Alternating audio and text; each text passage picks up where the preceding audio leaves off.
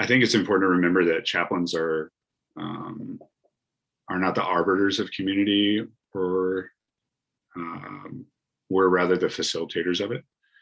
We're not the arbiters of culture or community, but rather we're here to come alongside it, because each organization has its own community life and its own organizational identity, and it's up to us to understand what that is and align with it, and then help where we can.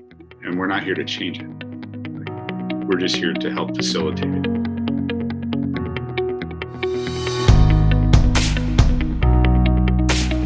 All right. Well, welcome to the Mops Most podcast with Alex and Drew. We got an interesting episode today that we've had a lot of conversations surrounding this issue recently. We're gonna dig into spirituality's role as a component of health and fitness, and how the chaplaincy fits in the tactical environment and all of these pieces. And we know there've been many discussions about kind of like the role of spirituality as it impacts behavioral health. How does it tie in with some of the other domains that might not seem as organic, an interdisciplinary relationship on the surface? A lot of challenges there. You guys as well expressed some pretty strong opinions with some posts on the issue recently. So we wanted to really dive into it in a more constructive kind of dialogue here. So who do we got, Drew? So the guest that you'll hear us chatting with today is Chaplain Chris Pokorny. Chris is an Air Force Special Operations Command chaplain at Pope Army Airfield here in North Carolina. Prior to receiving a Master's of Social Work from Arizona State University, Chris received a Master's of Divinity degree from Nashotah House Theological Seminary, was ordained an Anglican priest, and served as a supply clergy for several years. And I think one of the things that's most interesting about Chris is that in addition to being a chaplain, he is a licensed clinical social work associate in North Carolina. So he's really passionate about research that intersects the spiritual piece and the mental health piece. Chris is a friend of mine. I've worked with him for a long time. You'll hear in this episode one of the funniest stories related to him. He's a big meathead, loves lifting, loves the heavy tunes. So all in all, just a super relatable guy, and one of the better dudes we could probably bring on to talk about this subject. And there's some good shout outs in here to like useful resources you guys can go track down. He gives lots of homework if you want to go do some reading. Just a really good all-around discussion of like the state of the literature and what seems to work and some best practices in this space. Enjoy.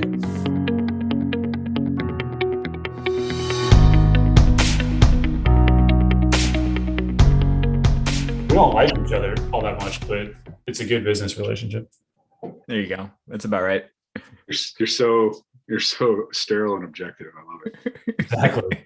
We'll just put it out there up front, especially since this is being recorded.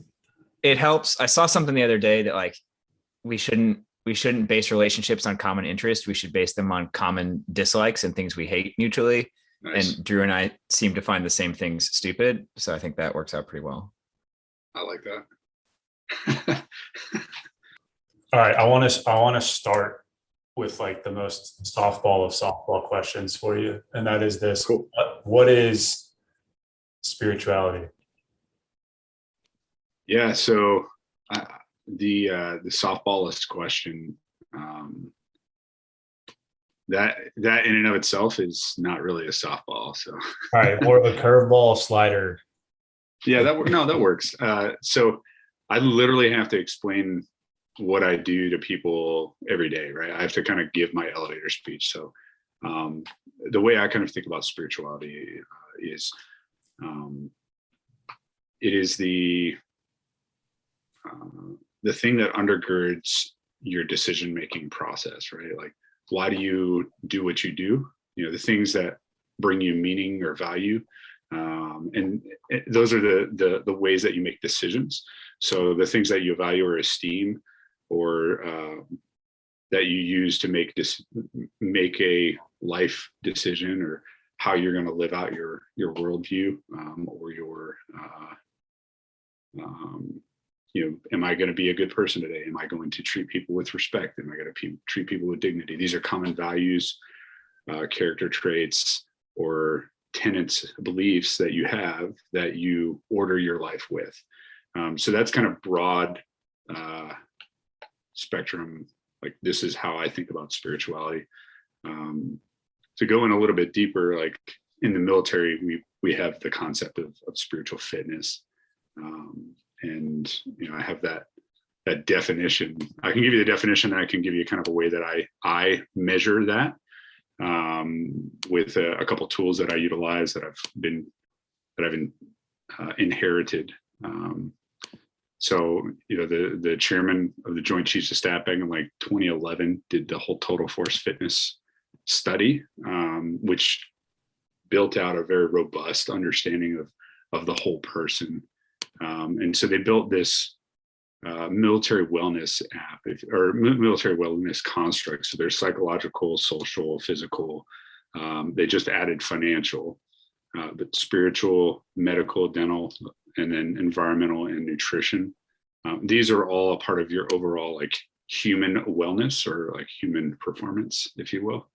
And so spirituality is a part of that. And so the total force fitness is kind of developed over time, and the idea of belonging, being like your meaning and purpose, what are your core values, your ability to cope with stress, all these make up spirituality. And so spiritual fitness, defined by the chairman of Joint Chiefs, is the ability to adhere to beliefs, principles, or values needed to persevere or prevail in accomplishing a mission. So like the things that enable you to go and do well, kind of like the gray and kind of abstract and hard things to quantify, which is what spirituality is, because it's really challenging to measure that. Those are the things that undergird your decision-making process of being a good dude, being a performing at your best. So I don't know if that's like the big picture, like military definition of like how we utilize spirituality to enhance our job or our well-being. I don't know if your eyes glazed over. A lot of times their eyes glaze over when I start getting into that big picture stuff. Well, I can offer a couple potential kind of follow-up questions there. And I think go for it. One of the challenges that we run into, and I think this is probably pretty consistent across services and roles and things like that, is that the spiritual domain, spiritual fitness, spiritual readiness, whatever you want to call it, is put on the plate of the chaplain. And chaplains, in basically every case that I know of, their training is in the religious realm, not necessarily the spiritual realm, and like trying to deconflict that is hard. So how do you draw the line of like providing spiritual coaching, spiritual guidance, whatever it is, even though there's an inherently religious component of that, at least in the training background of chaplains? Yeah, sure. So our entire reason for being, right? George Washington, when he created when the Continental Army was created, and then through the Continental Congress, he created an infantry. And then the second day he was like, man, I got a lot of work and I got a lot of people. I'm gonna need some help. And so he created the Chaplain Corps. And so that was like day 2, 1775. So the Chaplain Corps has got a long history of being a part of the military and trying to aid people in their well-being. And one of the big things, one of the big reasons for us being there is morale, right? Like having a pulse on the actual people and getting the ground truth. So we have individuals have privileged communication with us, which incentivizes the ability for them to like be transparent with us, because you're not going to get fired if you tell the chaplain what you really think. Whereas like, the chain of command can provide a lot of obstacles to being transparent, right? Because you're taking orders from this person, right? And so I think that's our kind of the gifts that we bring in terms of like the religion versus spirituality piece, right? So we have the First Amendment, providing for the free exercise of religion.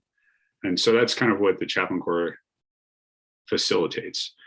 So we're here to ensure that people's beliefs aren't encroached upon. So like people aren't shoving religion and spirituality down their throats, but we're also allowing them to express that, right? The whole great American experiment of allowing these people to coexist in this a republic of America, and do it in a way that everybody doesn't want to beat each other up and hate each other at the end of the day.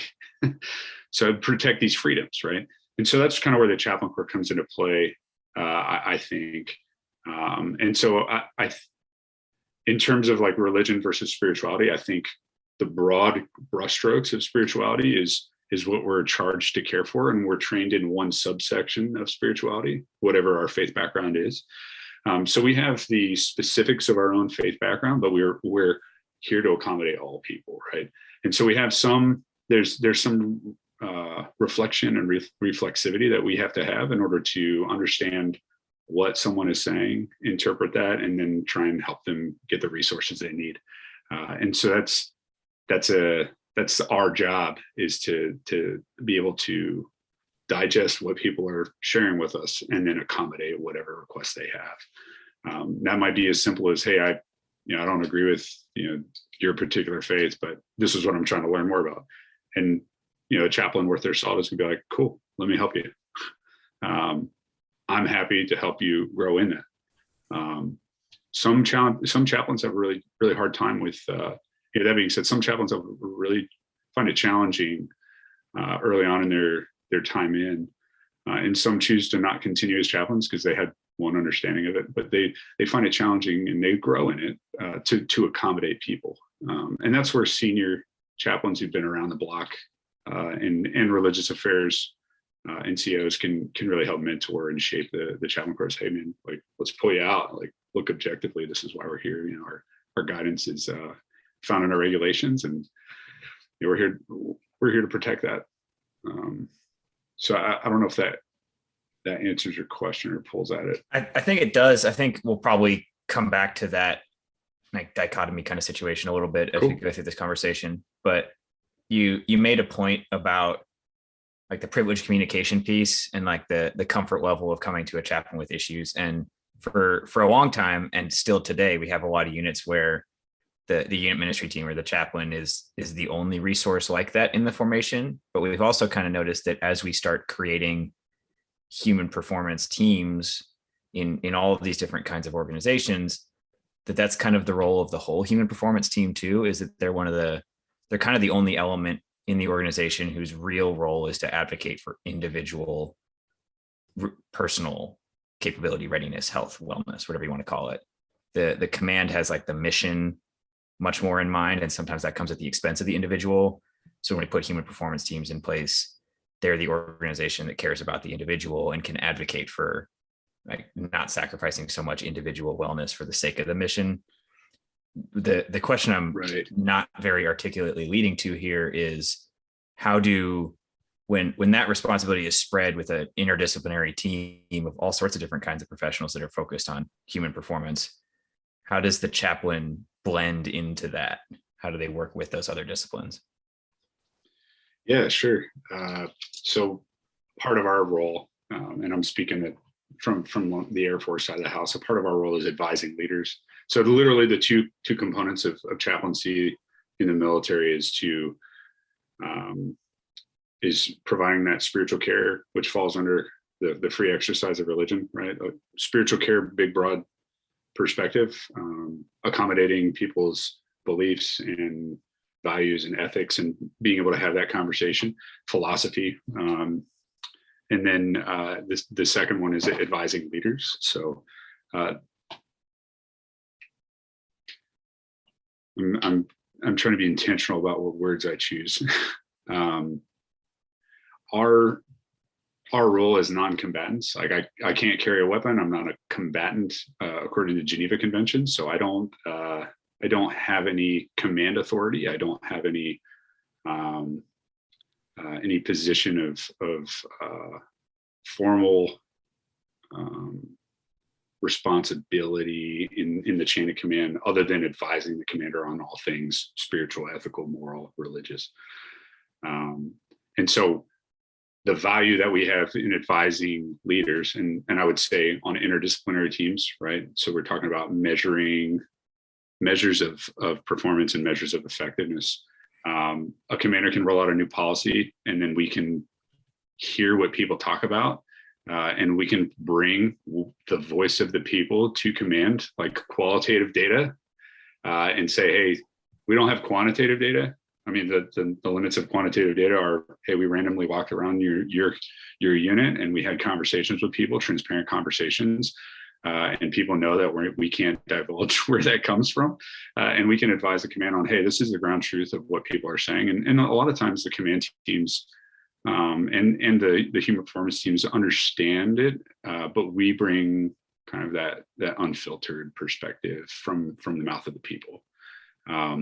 Our fidelity is in providing care to people and making sure that people are well, whereas the command teams and the human performance team, their focus is straight on mission accomplishment and ensuring that they have everything to do that. And so in a sense, like our fields of practice are a little bit different. Sometimes they overlap, but by and large, more often than not, more of our focus or our practice is on different areas. And so sometimes you have some challenges in interdisciplinary care. Sometimes you have some challenges interpersonally as well. But I think anytime you have a human performance team that's wanting the spiritual domain, if you request a chaplain to be there, or if you hit the command team and say, hey, we need the spiritual domain representation, like you go through the chain of the command and request that, like they'll show up because they want to add value and they want to roll their sleeves up and advise, and that's our core competency, man. Like that's literally what we get paid to do, is be available for the people and advise the command on how their people are doing. Well, to talk about like integrating into these multidisciplinary teams, because I've seen it on a number of different levels now, but it brings to mind one of the terms and one of the resources you sent us, which is human flourishing, which I think is kind of a fancy way of talking about like optimizing human performance. Obviously using flourishing is pretty fancy, but can you speak, because I think that gets to kind of the point of what Alex is asking of, like, instead of this on the Army side, this 4+1 idea of like spirituality being the stepchild because it's owned by the chaplaincy and kind of the stigma around that. But this idea of human flourishing specifically as it relates to this holistic team, can you speak to how you kind of seen that play out successfully and maybe even not so successfully? Yeah. So I guess to clarify, I guess what you're asking is, hey, what does a high functioning team look like in terms of like chaplain integration? Yeah, and like what is human flourishing? Because the first time I saw that term was when we started kind of chatting with you about this spirituality piece, and it kind of gets at, again, like I think every pillar in every human performance model I've been a part of is chasing that ideal, whether they call it human flourishing or not. And I think it's interesting that the chaplain corps has put sort of a name to it and has some behind it as they try to define it. Yeah, when I think of human flourishing off of the top of my head, I can consult resources. All aspects of the person are well, right? Are doing good. And I think that's so person centric and it's so individualized.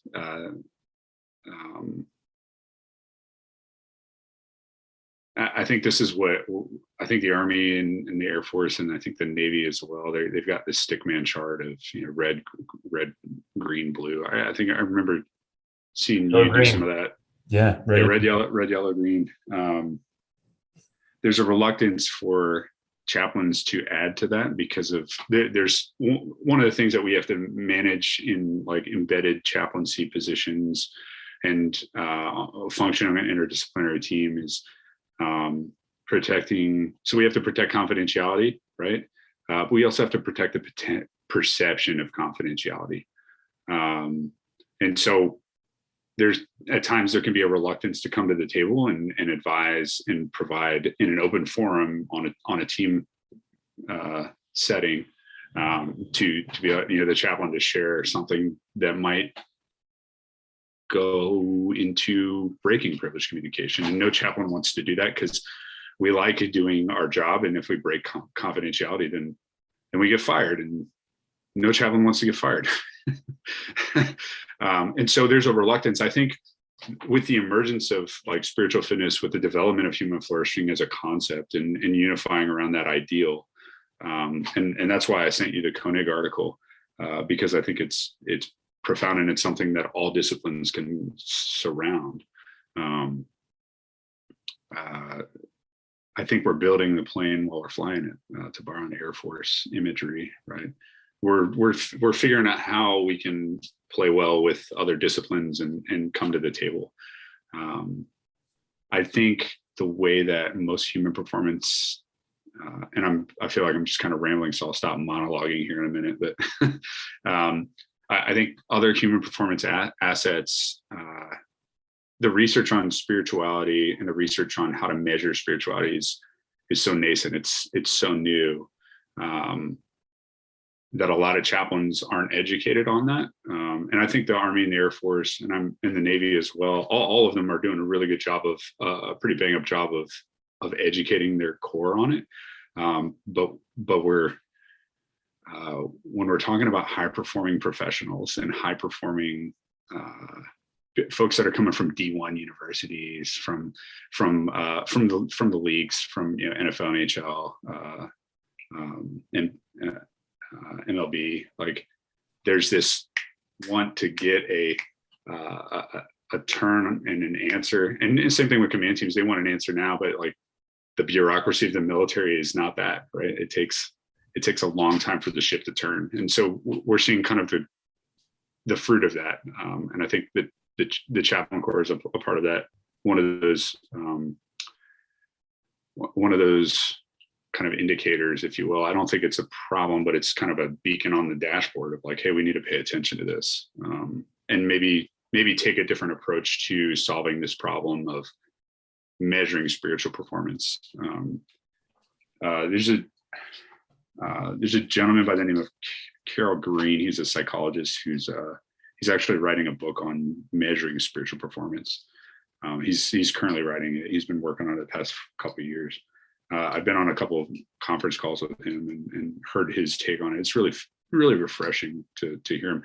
I think there's a reluctance to have a conversation about spirituality because of kind of the taboo of being, the chaplain has privileged communication. So there's like anytime I'm sitting down with somebody, and I try to normalize spirituality as much as I can, no matter where I go, right? That's just how I do spiritual care, right?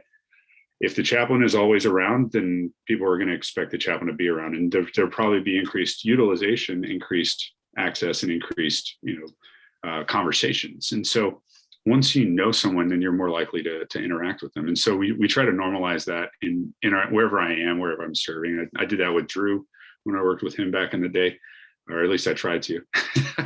I've done that, out at my previous assignment, my current assignment, and people are very receptive to that. What I find is that people will walk into a room and be like, "Oh, am I interrupting?" And they're very polite about it. They respect the role that I have, and they don't know whether there's privileged communication happening, whether that's in the gym, whether that's in an office context, whether that's walking around the compound. People are very respectful of that. So I think there's just maybe other human performance professionals just kind of being open and being like, "Hey, what do you have to contribute?" Like maybe just a curiosity, like how do you think we should solve this problem? Or bringing them in on conversations. That's what like Drew welcomed me with open arms and said, "Hey, the gym's here and you're not in it." So I was like, "Oh, well, an open door. Okay, cool." Well, it brings to mind the story, and I mean, we're recording this so the world will hear it, but I remember the first day I met Chris, he came in before any of the other guys to the gym, plugged in his iPhone, and I don't remember what music you were playing. I know it was of the hip hop variety. And I know that the next person, maybe not the next person, but like maybe 20, 30 minutes later, the squadron commander comes in and starts getting at me. He's like, "What is, like, this is way too vulgar. Whose music is this?" And I point at Chris and I'm like, "Oh, this is the new chaplain. He's running the tunes today." That was day one. And I've said this, on the Air Force side, on the Army side for years, like, and this isn't a question so much as just a statement, like it's the chaplains that are sort of, to use a military term, like boots on the ground, training with the guys, kind of getting their hands dirty. That always, in my opinion, has led to success versus folks that kind of come in from this very clinical, I would call it more of like a religious chaplain angle versus kind of like you said, just being kind of one of the guys, one of the team. But yeah, I have told the story of you and your music in the gym more times than I can count. Yeah. Aspen actually, the PT we worked with, she actually shared that at the human performance board, all like the 05s and 06s. Your reputation precedes you. Yeah. I'll tell you what, I'll send you one of these. I would love to give you a copy of these. This is our, and I think this might get after some of the questions. I don't know. I'm a bad, being a bad chaplain right now because I didn't send it to you. But we partnered with a research organization to get after what are the spiritual readiness requirements for our command. And we conducted a qualitative study across our entire wing. So we did 7 geographically separated units, and we did focus groups. And we had the questions that we asked. They're in the back. There's a focus group that we facilitated, and this might be helpful for sharing that with the listeners. And I'm happy to share it with you guys. What does a spiritually ready individual look like? What are their behaviors, qualities, and attributes? How can chaplains help warfighters be spiritually ready? What aspects of the spiritually ready individual are currently being supported? What aspects could be supported better? What does a robust and healthy spirituality look like in the unit, in the pipeline during deployment and downrange? And what role, if any, does spirituality play in forming capable, competent leaders? And the last question was, are there any other needs we haven't discussed? And there's a lovely executive summary in the beginning. The recommendations. So this is Uniformed Services University, who we partnered with in the Consortium for Health and Military Performance. They're fantastic. So this is getting me excited for a second. Was this a community-based blueprinting study? Is that what it was? This wasn't. We did like a scaled down version of it just because of our timelines and requirements. I would love to do that in the chaplain corps. That would cost a lot more money than I have, and it would require advocating. I'm happy to do that, but yeah, I'm all about capability based blueprinting. This was the trimmed down, smaller budget version. I interned at Champ as I was leaving active duty, and I've been advocating for community-based blueprinting ever since. And as far as I know, it's only really been done with Air Force organizations, because I guess you guys have more money than we do. But there's so much it could get after that I think would be immensely valuable. Yeah. Well, what it shows is, so this is one of the things that Drew, you mentioned this a minute ago, the boots on ground perspective. All across so the researchers, and I'm going to drive to your house and give you a copy of this, just for the record. So one of the things that was identified is the people want, and they were very candid with us. It was awesome. I think there's probably probably about 30 hours of recordings out that they crunched into a 100-page report. One of the things that they identified, and this is for the 24th Special Operations Wing, whom I work with, they recommended, hey, we need boots on ground, like a chaplain that's willing to get dirty with the people, who's not afraid to depart from their office and integrate with their people, right? A lot of times we get stuck behind the desk and we have conversations with people because, clergy are naturally kind of a little bit more bookish than the other populations, right? And that's fine. And it has, you see all the books here, right? Like, but there's a requirement from the people to know and see the people, to see the chaplain. And my endorser, who ordained me, my bishop, he said, when he ordained me, he laid his hands on my knobby head and said, "Laddie, a good shepherd smells like a sheep," right? And that was kind of his wisdom. And I think that's getting at what we're talking about, right? And so that's one thing that they recommended. The other thing they recommended was adapting standardizing and promoting a definition of spiritual readiness, right? And I think the Army and the Air Force and the Navy are getting after that right now. Adopt measurable standards and assessments. So one of the things that we utilize for measuring assessments is the spiritual fitness metric tool, which Champ actually created back in 2018, 2019, or 2018, 2019. And it gets after, like, how do we explain spirituality in a way that it is tangible, isn't riddled with a bunch of political things, and equips people with common language that they can have a conversation about it, right? Because at the end of the day, you have commanders who want to talk about, go see the chaplain or utilize a chaplain, but they don't want to get into faith specific stuff because that gets them into legal areas, right? So how do we equip leadership with language to have these conversations? And so the spiritual fitness metric tool is what we've utilized, and we've soft launched it across our entire command for the past 2 years. And we've had nothing but raving reviews from being able to measure where I am spiritually. And so there's 3 different scales, and you can tell me to stop talking if you want. And I can send you this too. I kind of sent you that one article because it was hot off the presses, but I'll send you these ones as well. Is this the fitness scale is the 7, just to like clarify, because I'm looking, I think at the same thing, the 17 question. Yep. Okay. Yeah. Yep. Yeah. The 17 questions. I think I ran into them at like a course, and I was like, this is great. Where have you guys been? They have a spiritual research team. Like, they're phenomenal.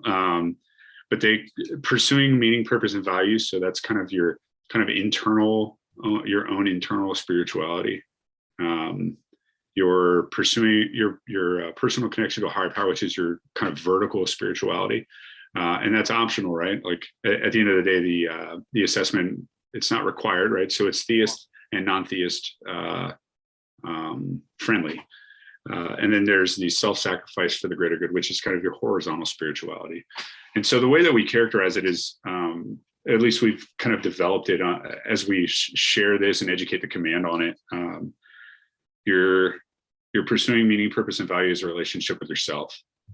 Your personal connection to a higher power is your relationship with whatever power that is, your God, gods, whatever your higher power is, your relationship. And then your self-sacrifice for the greater good is your relationship with others, your friends, your family, your team, right? And so there's something for everybody in this scale.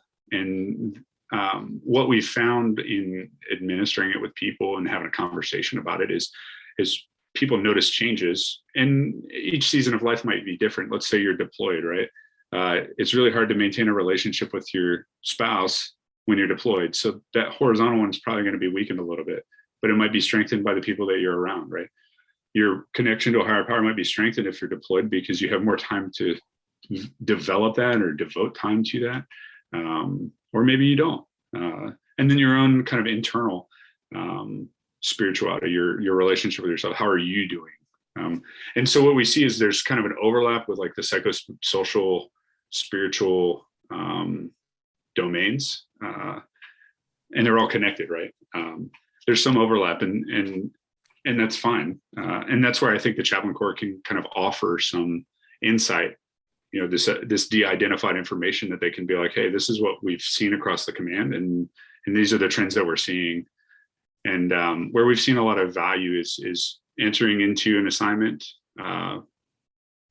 anytime that they want, ad hoc, post-deployment, and then leaving an assignment. And then we have that conversation with the individual, and it's up to them if they want to take us up on spiritual coaching and helping them develop in those 3 scales or domains of spirituality. And a lot of people are, I think the phrase that I heard from one of our guys was, I really like that. And it's a clean way to think about spirituality. And they valued that. I had one of our chaplains in the command, he said he had a guy come up to him and say, hey, chap, I think my numbers are changing. And he's like, hey, why do you think that is? And he's like, well, this happened, these life events happened. So that it's educating the force and giving them a language to think about spirituality in a way that's not riddled with, stress or baggage. A lot of times there's a lot of baggage when it comes to spirituality or religion. And so it kind of bypasses that. So I'll stop monologuing. So I like the terms you used. I think it was sort of vertical, kind of the components of spiritual fitness. One would be the vertical piece, the horizontal piece, and then kind of the internal piece. I think it's like you referenced, it's very clean when you think about it that way. And it makes a lot of sense because I think everybody addresses it as kind of this gray area, but when you kind of put it into a box, you may be missing out on some rough edges, but vertical, horizontal, internal kind of puts it into this nice, it makes more sense that way, I guess is what I'm getting at. Yeah. And that's been the biggest task for chaplains, I think, is, as the military population is a cross section of American society. And so as the American society is evaluating and looking at different values and different belief systems, like so are the service members. And so the study that we had come out, and again, this is, Air Force within AFSOC, but I think the themes can kind of be teased out with other communities. Hey, how do we develop our capabilities or pivot to the new emerging needs? That was the biggest thing that people were bringing up in these conversations. We had probably 8 to 12 people in a focus group and polling from usually it was senior NCOs and junior officers, and then we had one leadership team down at HQ. And that was the biggest thing was, hey, how do we pivot to the actual needs? And what you were mentioning, Alex, is a capability-based blueprinting shows, hey, what do you actually do, and what are your actual requirements, and where's the gap, and what's the get well plan for that? I think. Correct me if I'm wrong. You got the intern time there. I did, but I appreciate the fact that we have an opportunity here for a shameless plug for Champ, because I think it's a cool time for them. Like, as human performance in the military expands, so does Champ's potential to really influence that and push the total force fitness concept and everything. And yeah, that's the simplest description of community-based blueprinting is pretty much what you said. It's an assessment of what are the actual day-to-day tasks or mission tasks. What are the limiting factors that are preventing you from performing more highly on those? And what are the appropriate interventions or services to introduce to address some of those limiting factors? Yeah, absolutely. You kind of mentioned sort of the civilian population in your last statement. And one thing that struck me as I was reading some of the research around spirituality was that when they look at the military and compare, specifically kind of like a socioeconomic comparison around folks not in the military, everything on the military side of the house trends higher in terms of suicidal ideations, successful suicide attempts, PTSD, spousal issues, et cetera, et cetera. And I think everybody knows this. And if you've been around the military long enough, you just kind of accept it as kind of like a little bit of gallows humor. But why do you think, from what you've seen at the different levels, why is it that on the military side of the house, this stuff is so much more prevalent? Is it a product of just we tend to measure it more often? Or do you think that something that is intrinsic to the way the military runs its operations creates so much strain, stress, moral injury, whatever you want to call it? Yeah, I think, so can you repeat that big question one more time for me? Because I went and grabbed a resource because I think it gets at the question. So I just want to hear why, I guess to put it in a sentence, why is everything so much worse in the military in terms of, again, PTSD, suicidal ideation, all the bad stuff just gets worse when you're in the military? Yeah. I feel like you're asking me a statistics question. You're asking the chaplain a statistics question. I don't know if that's fair.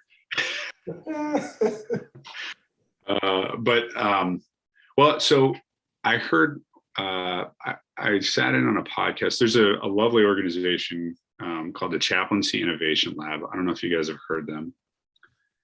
So write that down. Shameless plug as well. They've been a wellspring of information for me. in terms of thinking about spirituality from a new perspective, or from representing spirituality, right? And the lady who runs it is Dr. Wendy Cadge. She's a sociologist, and sociologists are really fascinating because they look at populations and they look at developing what are some of the trends across cultures or populations. And she had an interaction with visiting a friend in a hospital, and interacted with the chaplain in the elevator, and that really struck her, and she really wanted to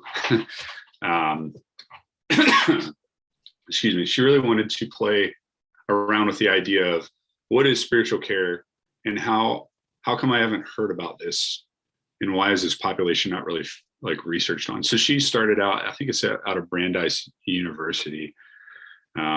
That's where it's kind of based at, but it's kind of this network that's developed of chaplain researchers. They just came out with this book, Chaplaincy and Spiritual Care in the 21st Century. And they assembled a lovely, it's kind of a reader on what they think spiritual care should look like moving forward. And I've just crested like the first couple chapters, so I'm still playing around with it.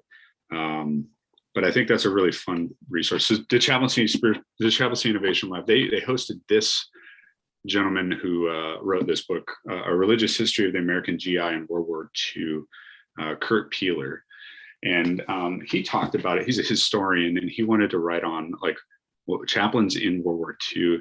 And one thing that he said in his he gave a little talk, and then I bought their book, and I haven't pounded through it yet. But one thing that he mentioned in his talk was when you take a citizen out of society, you strip them of their identity, and you put a uniform on them, and you train them to meet your objectives.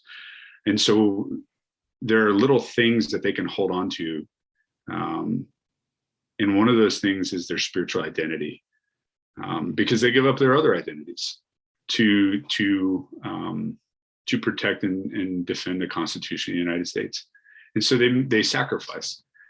And one of the things that they can do is practice their spirituality. And I thought that was a really interesting thing. And I couldn't help but think,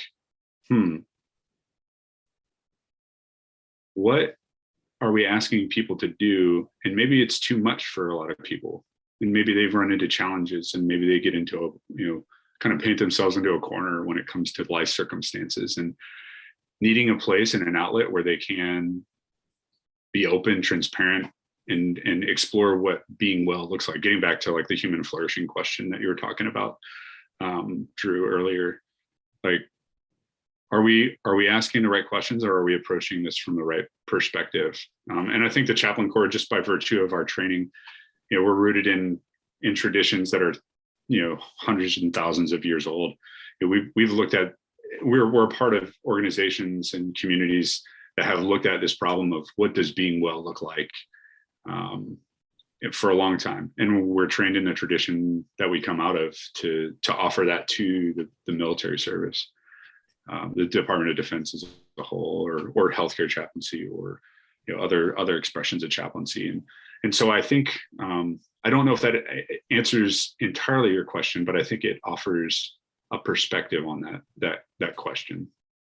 It's interesting because kind of one of the earlier statistics that I think it gets highlighted more often now as we're looking at kind of the soldier and the service member more holistically, but it's this statistic of like, I think over the past decade or so, maybe 2 decades, the number of self-inflicted injuries and injuries around what we would consider kind of, I don't know, poor human flourishing are much higher, almost 4 times higher than kind of combat inflicted injuries.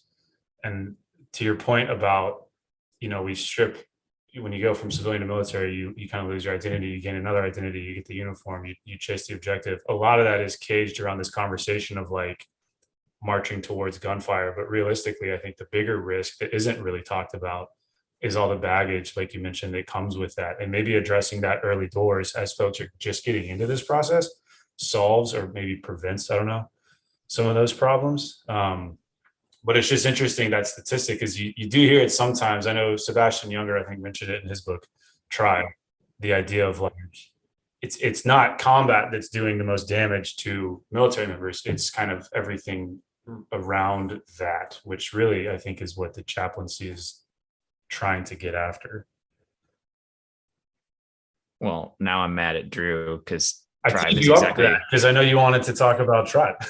Yeah, I told Drew before we recorded that there were a couple books that were on my list to bring up during this conversation, and not necessarily tribe specifically, but Younger does a really good job of bringing it up in tribe, is just the issue of community, and like not the military specifically, even just like modern society, how we've done so much to fracture a sense of community.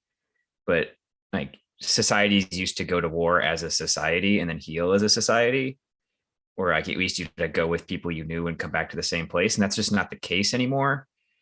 We pull people out of the society they're from, send them to war as a group of little people who do war stuff, and then bring them back and like chuck them back into whatever that community was, with no community that has a common like language to talk about those issues or any kind of shared experience.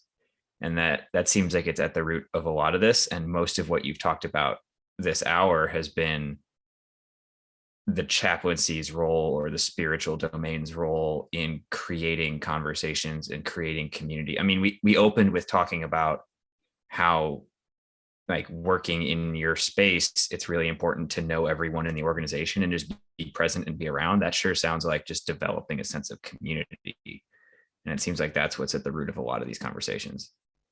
Yeah, cohesion, right? Like commanders are paying chaplains and religious affairs NCOs on, hey, how are my folks doing?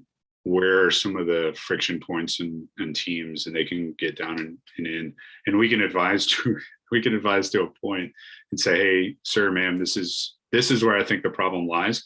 And a lot of times we consult with folks like the strength coaches or the psychs or the social workers or the PTs, and because they see a variety of experiences, and we can get a pulse on what our perspective is and then present it to leadership. I remember I came into a unit where the entire unit was in distress because we just lost someone. Was killed in action. And so the commander was actually deployed. And so out of when the commander came back, the entire team, I pulled the entire team and said, hey, look, I think we owe the command a back brief on everything and what recommendations that we have moving forward for the get well plan for the unit. And so we drafted up a two-page MFR, and then I made that official and got all the inputs from all the pillars and said, hey, this is what I think right looks like. I'd love your insights, and I want to take this to the commander for action. And this is more of like a philosophical or kind of like, a philosophical approach. Like, this is the mindset I think you need in approaching the people. And these are the COAs that, like the recommendations, specifics, like I listed out probably 4 or 5 different things that the team and I kind of brainstormed on to help the community grieve, grow, and continue on with their mission. And that was a really enriching experience. A lot of times there can be some challenges, like personality wise, and it takes a emotionally intelligent and humble chaplain to be able to manage those relationships and kind of navigate the systems and emotional fields that are there. And it can be really challenging at times. And so we talk about capability-based blueprinting. There's some training opportunities I think the chaplain corps could benefit from, but like systems theory, I think that would be really helpful, but like how to navigate systems and emotional fields.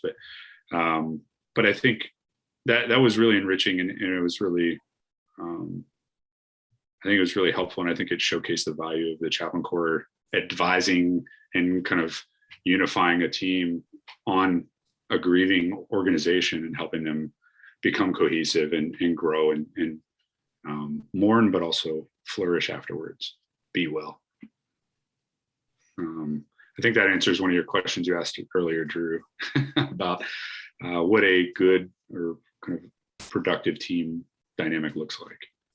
Well, yeah, and it kind of brings up another, I mean, this sounds like a cliche question, but in your experiences at different levels and with different commands and different kind of incidents and what have you, like what are kind of some key themes that you've seen in terms of creating a sense of community or cohesion, at a command level or even at just any level really, but kind of with your perspective, what are some things that you've seen work well for folks that are kind of looking to do that in their organization? Yeah. So I'm probably going to take this from a different perspective than you expected, but Please do.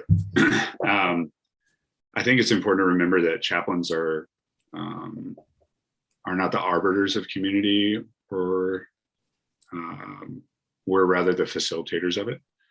We're not the arbiters of culture or community, but rather we're here to come alongside it, because each organization has its own community life and its own organizational identity, and it's up to us to understand what that is and align with it, and then help where we can. And we're not here to change it. We're just here to help facilitate it. So there are things within the organization that they do automatically that are a part of the DNA, and the community. Like, people don't necessarily need to hear what I have to say. They need to hear what the people have to say, right? I'm not the matriarch or patriarch of the organization. I'm not the one who knows everybody and is connected and is organic to that unit as much as like an NCO is, who everybody knows in the unit, and they're kind of the mascot of the unit, right? Like, there are people within the organization who are in that role and who are doing good things, and it's just a matter of aligning with them and partnering with them to enhance that cohesion. So in a sense, like we're partnering with that community, and I think we don't do a good job when we come to the table and create something and invite people to it. I think a better answer to aligning with a culture and a community is see what the culture is doing, and then align with that, or ask the people who are in that community, hey, what do you need from me and how can I help? Like, roll your sleeves up, right? And that goes back to like, what is our role? We're here to accommodate people's free exercise of religion. We're here to accommodate their spiritual care needs. We're here to accommodate and advise leaders on how the organization can flourish and do well. And so sometimes we can, and I'm guilty of this too. Like I have books that I like to read, but there are also books that I have that benefit other people to read, or people make recommendations in podcasts or in conversations in the hallway. They're giving me clues on how to better serve their organization, right? Like that. So I'll stop monologuing again. Cool my soup coolers. That was perfect, because it almost answers the question in a better way than it was asked, in the sense of like, if you are in a position where you do have a chaplain, or you're in an organization that is maybe struggling with some of this stuff, it gives a good perspective on like the tools at your disposal to kind of maybe get to the bottom of some of the things that you may not be aware of because you're so down and in, if that makes sense. Yeah. And it's a challenge. It requires a sacrifice of time. It requires a sacrifice of resources. It requires you to think deeply about the population you're serving. Who are the people in the environment? What is the environment, and who are the people that you're serving? And how is that organization different from the last one you served? And what do you need to do to pivot in order to better serve this community? And that's all, that's all challenging and gray, but it requires us to think and reflect, which is what I think chaplains do naturally well. I think human performance professionals, the H2F folks, the POTIF folks, I think if you can present a problem to a chaplain in that way, and kind of invite them along and say, hey, look, this is the problem we're thinking about. And it's a natural fit to hang out with the psych and social workers, because, the space between and, the head and the heart, right? I think a natural way to interact with like the strength coaches or the PTs is a lot of times the mind-body connection is connected to trauma, is connected to pain, that's all connected, right?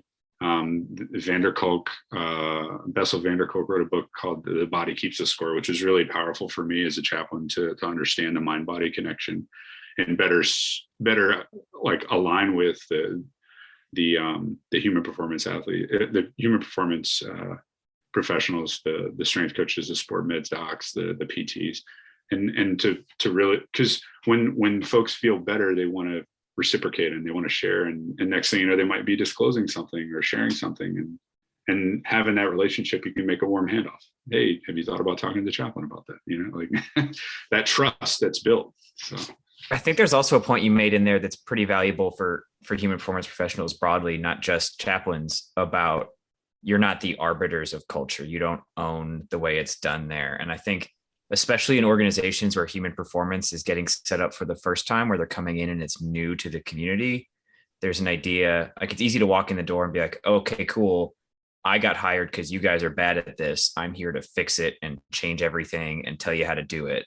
And that's just not, it's not going to work. And I think the idea of like coming alongside it and seeking to understand before being understood and becoming a part of the community before you tell the community how it needs to change, I think is a crucial message to making sure people understand that, like, hey, like, especially in an environment where this whole thing is new, yes, you need people to understand the value you can bring to the table, but you probably need people to understand, like, you probably need to understand them first, then they need to understand who you are in the first place. And then you can start to have a conversation about adding value or maybe changing things, but you don't own it. You're there to facilitate it. I think that was a great way to describe it. It's about that relationship, right? You have to cultivate that relationship and trust. Because we talked about that. I forget which conversation we were having, but it's this idea, like you mentioned, especially as we see this influx of human performance professionals into these organizations, some for the first time being around the military, and just assuming that by virtue of you being there, you will have buy-in, you will have, people on their knees worshiping you for your body of knowledge, and then everyone getting so upset.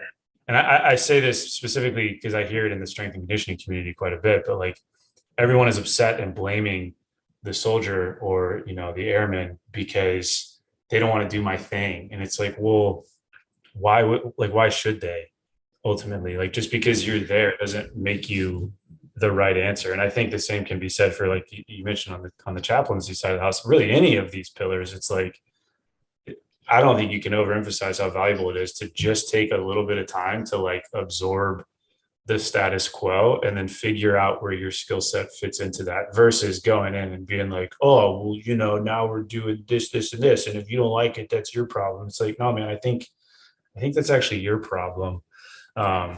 If people could just kind of digest that, you'd probably see a lot more success, I think, across the board, as uncomfortable as that might be to think about.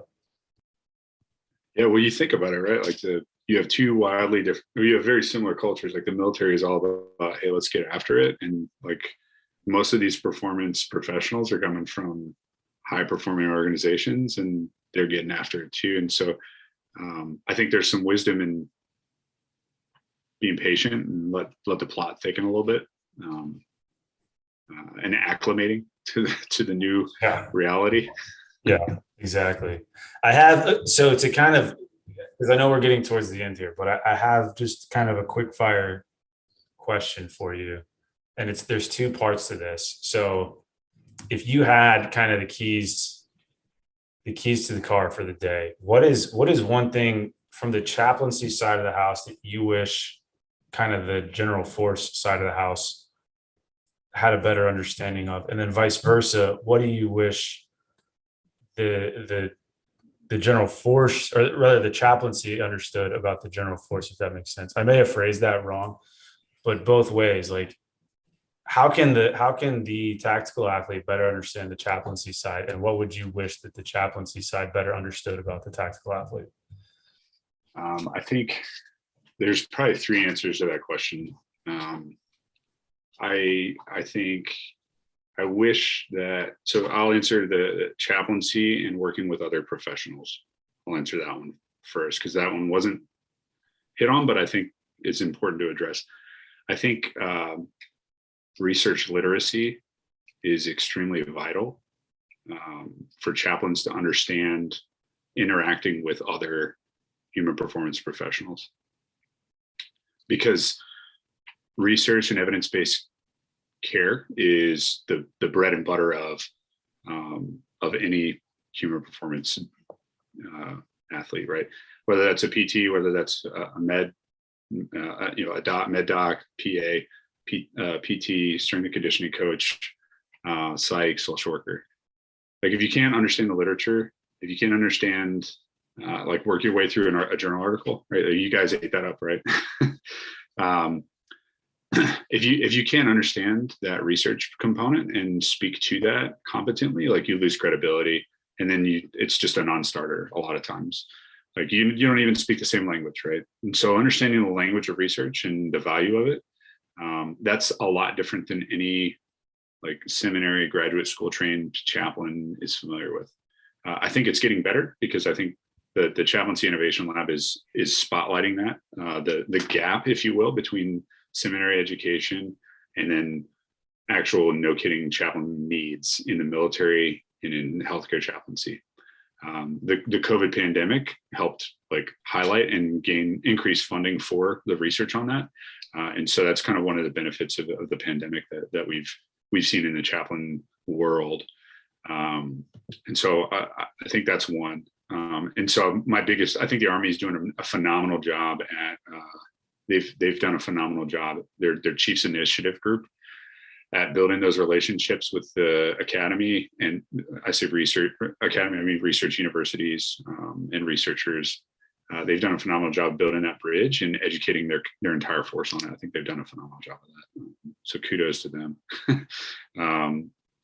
And I think the Marine Corps is doing a great job. If you ever get a chance, look at the Marine Corps spiritual fitness website. It is just chock full of goodness, from the commands, like from the Commandant of the Marine Corps down, with their full support.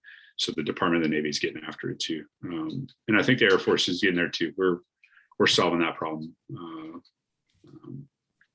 So that's one.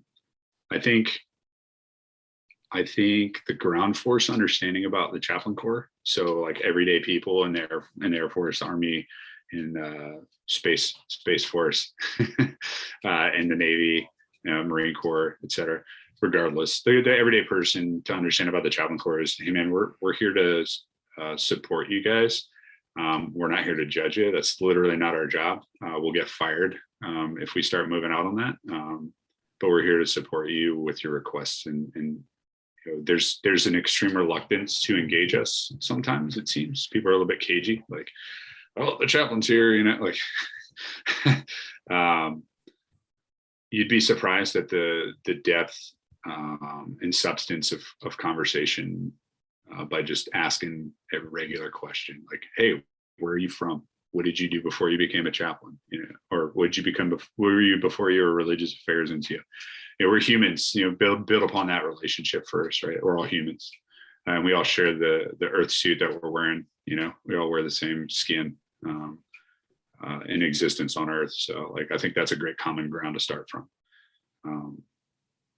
And then I think the chaplains to understand the ground force. I think, Alex, you hit on it earlier. We aren't the arbiters of culture and community, but the facilitators of it. Like, the people were getting on before we got there, and they were doing life and flourishing before we got there. We're here to enhance that. And so I think the Chaplain Corps understanding that about our communities that we are respectively a part of. So I don't know if that answers your question, Drew. No, that's perfect. And I think, again, it hits on that point, especially the last piece of, like, if there's one thing, an embedded component, and again, I include human performance in all of this, and chaplains can understand about the culture piece, it's that you're kind of an objective outsider and you're meant to, like, supplement that, not directly influence or change it. The influence and change might come as a byproduct of you supplementing it, but you coming in and kicking down doors is not going to be the way. Yeah, we're all on a team, right? And that's maybe this might be another one that I'd throw in there. Chaplaincy is a team sport, man, and when you join a team of interdisciplinary professionals, right? Like you're on a team, and you're not doing the Lone Ranger thing. You're here on a team, and like the team might need you to do some things that you might have to think creatively about, and at the end of the day, if you carry the same weight as everybody else, like you'll gain the respect of everyone else. So I think that transcends disciplines. I think that transcends disciplines. That's perfect. Well, Chris, thank you. Yeah, it was a pleasure chatting with you guys. That was a good way to close. That's great.